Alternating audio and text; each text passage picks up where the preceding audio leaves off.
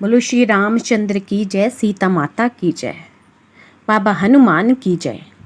चैत्र माह की पूर्णिमा को हनुमान जी का जन्म हुआ था, इसलिए इस दिन हनुमान जयंती मनाई जाती है। इस बार हनुमान जयंती 23 अप्रैल को मनाई जाएगी। हनुमान जी की माता अंजना और पिता वानरराज केसरी थे, इसलिए इन्हें अंजनी पुत्र और केसरी नंद भी कहा जाता है। हनुमान जी को भगवान शिव का 11वां अंश भी कहा जाता है। हनुमान जी को लेकर कई कथाएं प्रचलित है, पर प्रमुख रूप से 2 कथाएं हैं जो हनुमान जी के जन्म से लेकर के प्रचलित है।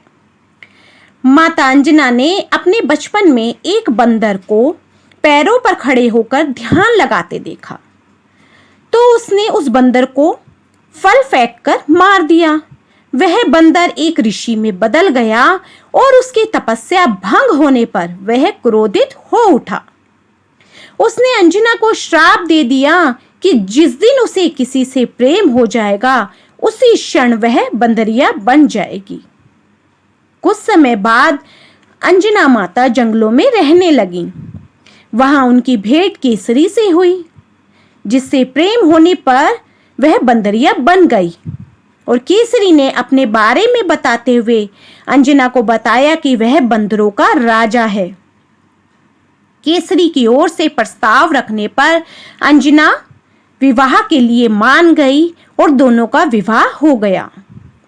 अंजना ने घोर तपस्या कर भगवान शिव से उनके सामने एक पुत्र मांगा। वहीं दूसरी ओर अयोध्या के राजा दशरथ ने पुत्र की प्राप्ति के लिए पुत्र कामेष्ठी यज्ञ आयोजित किया। अग्निदेव को प्रसन्न करने के बाद उन्होंने देवीय गुणों वाले पुत्रों की कामना की। अग्निदेवता ने प्रसन्न होकर दशरथ को एक खीर का पात्र दिया, जिसे तीनों पत्नियों में बांटने को कहा। राजा ने बड़ी रानी तक खीर को पतंग से पहुंचाया। वहीं बीच में कहीं माता अंजनी प्रार्थना कर रही थी। हवन की कटोरी में वह खीर जा गिरी। माता अंजनी ने उस खीर को ग्रहण कर लिया।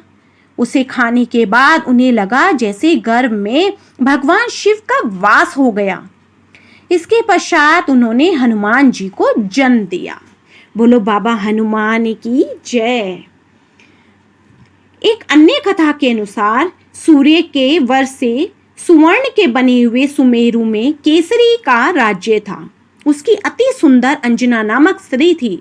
एक बार अंजना ने शुचि स्नान करके सुंदर वस्त्र और आभूषण धारण किए। उस समय पवन देव ने उसके कान के छिद्र में प्रवेश किया और आते समय आश्वासन दिया कि तेरे यहाँ सूर्य, अग्नि एवं स्वर्ण के समान तेजस्वी वेद वेदांगों का ज्ञाता विश्व में सबसे महाबली पुत्र होगा।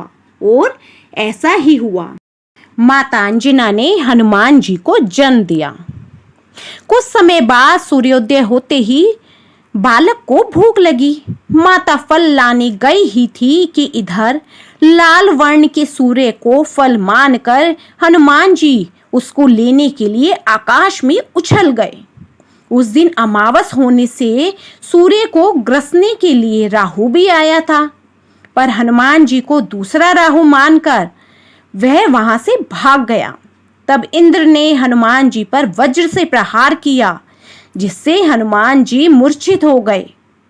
इंद्र की इस उद्दंडता का दंड देने के लिए पवन देव ने पृथ्वी लोक की वायु का संचार रोक दिया।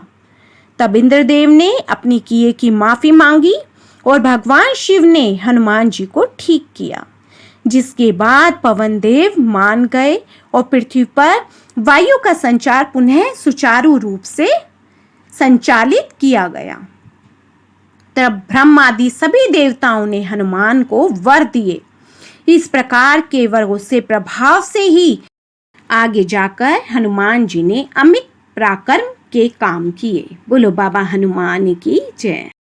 मान्यताओं व प्रचलित कथाओं के वर्णन के अनुसार तो प्राचीन काल में समुद्र मंथन के उपरांत भगवान शिव जी के निवेदन पर असुरों से अमृत की रक्षा के लिए भगवान विष्णु ने मोहिनी रूप धारण कर देवताओं की सहायता कर अमृत का पान देवताओं को कराया था।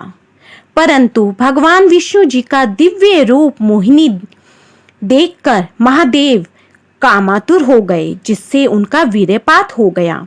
इस वीर्य को लेकर वायुदेव ने भगवान शिव जी के आदेश से वानर राज राजा केसरी की पत्नी देवी अंजना के गर्भ में स्थापित कर दिया, जिसके बाद इस देवी अंजनी के गर्भ से वानर रूप में स्वयं भगवान महादेव ने 11वें रुद्र अवतार हनुमान जी के रूप में जन्म लिया। धार्मिक ग्रंथों में उल्लेख मिलता है कि उन्होंने अपना पूरा जीवन भगवान श्री राम जी को अपने आराध्य मान उन्हीं की सेवा में समर्पित किया। कहा जाता है समस्त देवताओं ने उनके बाल्यकाल में इन्हें अनेक प्रकार की शक्तियां प्रदान कर इन्हें शक्तिशाली बनाया था, तो वहीं श्री राम द्वारा इन्हें अजर अमर रहने का वरदान प्राप्त हुआ था। हिंदू धर्म में श्री हनुमान जी को एक दिव्य ईश्वर के रूप में पूजा जाता है। हनुमान जयंती का महत्व ब्रह्मचारियों के लिए बहुत अधिक है।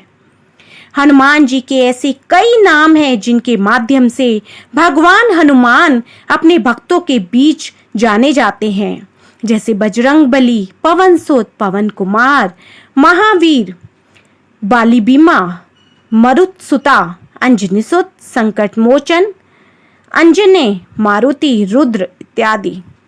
शास्त्रों के अनुसार इस दिन हनुमान जी का जन्म हुआ था।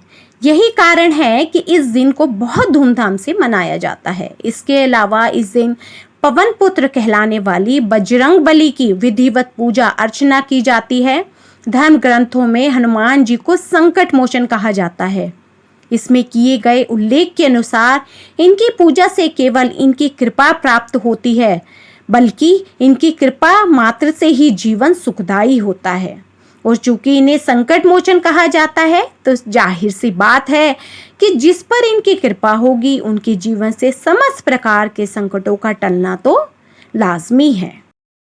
तो बोलो श्री रामचंद्र की जय, बाबा हनुमान की जय। तो फ्रेंड्स, आपको मेरी ये वीडियो पसंद आई हो तो मेरी वीडियो को ज़्यादा से ज़्यादा लाइक, शेयर एंड सब्सक्राइब कीजिए और न्यू वीडियोस के लिए बेल आइकन ज़रूर दबा दीजिए। बोलो बाबा हनुमान की जय।